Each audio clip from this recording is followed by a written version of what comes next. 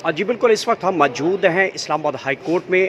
اسلام آباد high court میں آج اہم کیس کے حوالے سے اس وقت ایمان مزاری ہمارے ساتھ موجود ہیں، جنہوں نے حکومتی قانون کو یہاں اسلام آباد ہائی کورٹ میں چیلنج کیا ہے۔ قانون کیا ہے کہ پچھلے دنوں میں حکومت نے ایک بل پاس کیا تھا کہ بغیر اجازت کے اسلام آباد میں اگر کوئی پروٹیسٹ کرے گا تو اس کو 3 سال کی سزا ہے، اگر دوبارہ وائلیشن کرتا ہے تو اس کو 10 سال کی سزا ہے۔ اس قانون کو چیلنج کیا ہے ایمان مزاری صاحبہ نے۔ ایمان مزاری صاحبہ، یہ بتائیے گا کہ یہ کیسا آ گیا ہے کہ اب شہری جو ہیں وہ اپنا پروٹیسٹ ہی نہیں کر سکتے، اگر بغیر اجازت کے کرتے ہیں تو 3 سال اور سزا بھی ہے ان میں۔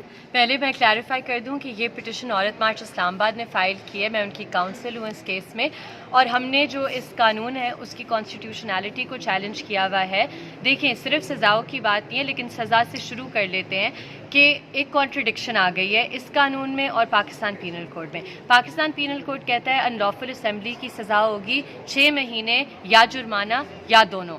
یہ قانون کہتا ہے کہ آپ کو سیدھی 3 سال کی سزا ہے احتجاج اگر آپ اجازت کے بغیر کریں، اور اگر ری اوفینڈ کریں تو 10 سال کی سزا ہے۔ تو کون سی پینلٹی اپلائی ہوگی؟ آپ نے ایک کنفیوژن کریٹ کی ہوئی ہے، نمبر 1، اور ایک ہی اوفینس پر آپ نے 2 different sets of panel consequences attach کر لی ہیں۔ دوسری بات کہ جو آرٹیکل 16 ہے آئین کا، وہ واضح طور پر کہتا ہے کہ آپ کو رائٹ ہے، آپ کا یہ آئینی حق ہے، بنیادی حق ہے کہ احتجاج آپ پیسفلی کر سکتے ہیں، اس پر صرف ریزنیبل ریسٹرکشنز امپوز ہو سکتی ہیں۔ اب وہ ریزنیبل ریسٹرکشن یہ نہیں ہو سکتی کہ آپ ہر احتجاج کو لینتھی بیوروکریٹک پروسیجرز پر سبجیکٹ کریں کہ پہلے میں اپلیکیشن دوں گی ڈی سی کو، 48 آورز کا ایک منیمم ٹائم لائن پرووائڈ کیا گیا ہے۔ مطلب ہے کہ آج رات کو حکومت آئینی ترامیم کہتی ہے ہم 3 دن میں لا رہی ہے، یا کوئی پرائس ہائک کر دیتی ہے، تو لوگ تو اکٹھے ہی نہیں ہو سکیں گے، کیونکہ 48 آورز کی منیمم لمٹ ہے جس میں آپ نے ڈی سی کو اپلیکیشن دینی ہے۔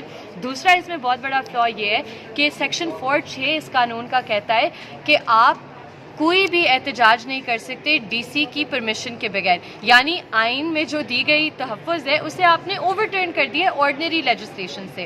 آپ کے پاس آئینی ترامیم کے اگر نمبرز نہیں ہیں، اس کا یہ مطلب نہیں ہے کہ آپ آرڈنری لیجسلیشن سے آئین پر حملے کریں اور اسے تبدیل کرنے کی کوشش کریں۔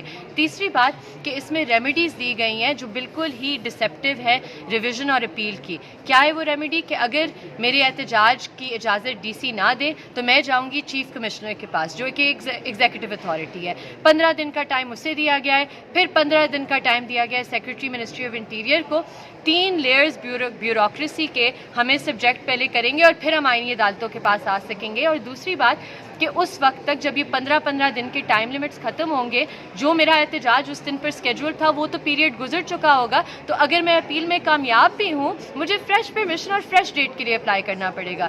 تو یہ جو قانون ہے اسے ایک حملہ تصور کیا جانا ہے آئین پر، اور مجھے آپ کہہ لیں تھوڑا سا افسوس بھی ہے کہ آئینی عدالت نے آج اس ایشو کو اتنی سنجیدگی سے نہیں لیا کہ کتنا سیریس اٹیک ہے ہمارے فنڈامنٹل رائٹس پر۔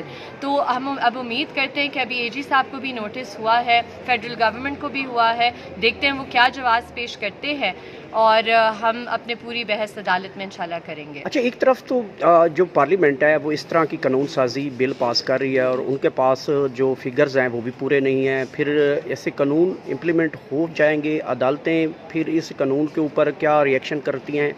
جب اکثریتی ان پہ خاص تعداد بھی موجود نہیں ہے تو کیا اس طرح کے قانون اور بل پاس کر کے قانون بنائے جا سکتے ہیں؟ دیکھیں، سب سے بیسک پرنسپل ایک جو آئینی عدالتوں نے سپریم کورٹ باز محمد کاکڑ کیس سے لے کر آج تک ملٹیپل کیسز ہیں، ججمنٹس ہیں، جو کہتی ہیں کہ جہاں آپ نے آئین میں دیے گئے کسی رائٹ کو وائلیٹ کیا ہے تو وہ قانون الٹرا وائریس ہوگا، وہ وائڈ ہوگا۔ اور یہ آپ اگر آرٹیکل 8 آئین کا پڑھیں، اس میں بھی لکھا ہوا ہے کہ آپ کے ریاست ایسی لیجسلیشن پارلیمان نہیں کر سکتی جو آئینی حقوق کو پامال کرے۔ یہی پروٹیکشنز پھر سے آرٹیکل 141 اور 142 میں دی گئی ہیں، جو کہتی ہے آئین سازی سبجیکٹ ٹو دی کانسٹیٹیوشن ہو سکتی ہے، یعنی آپ آئین میں دیے گئے حقوق کو پامال کرتے ہوئے قانون سازی نہیں کر سکتے، اور یہی یہ پارلیمان کر رہا ہے۔ اور انفارچونیٹ بات ہے، ظاہری سی بات ہے، اس کی لیجٹمیسی یا کریڈیبلٹی اس پارلیمان کی سب کو پتہ ہے، مجھے اس پر زیادہ بات کرنے کی ضرورت نہیں ہے، لیکن جو پروسیس انہوں نے اختیار کیا ہے وہ بھی ضروری ہے۔ 2-3 دن میں انہوں نے ایک بل انٹروڈیوس کرا دیا سینٹ میں، سینٹ انٹیریئر کمیٹی نے اگلے دن اسے اپروو کر دیا، اس کے اگلے دن نیشنل اسمبلی میں پیش ہوا، پاس ہو گیا اور چند گھنٹوں میں 6 ستمبر کو اسی دن جب نیشنل اسمبلی نے پاس کیا پریزیڈنٹ نے اسینٹ دے دیا. یہ کس طرح کا ایک میلیفائڈ بریزن اٹیک ہے ہمارے آئینی حقوق پر؟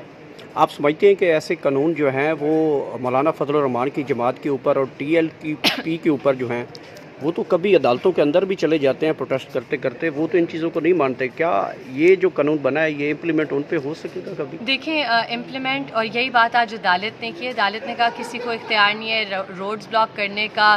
تو میں تو یہی بات عدالت میں بھی آج کرنے کی کوشش کری تھی کہ پولیس آرڈر موجود ہے, پاکستان پینل کوڈ موجود ہے. جب تحریک لبیک آیا تھا اور روڈ بلاک کی تھی اور ڈنڈے لے کر وہ آئے ہوئے تھے اور لوگوں کو پرووک کر رہے تھے اور انسلٹ کر رہے تھے اور ہیٹ سپیچ کر رہے تھے, کہاں تھی پولیس؟ آپ اس طرح کی قانون سازی سے انہیں روکیں گے؟ وہ تو آپ صرف جو پیسفل سٹیزنز ہیں ان پر اپنا روب جھاڑتے ہیں اس طرح کی قانون سازی کر کے. اور جو ٹی ایل پی ہے, دیکھیں یہ بہت ضروری ہے سمجھنا. ہم یہ نہیں کہتے کہ ہمیں یہ رائٹ ہے کہ ہم لوگوں کی رائٹس وائلیٹ کریں, ایمبولینسز نہ گزر سکیں.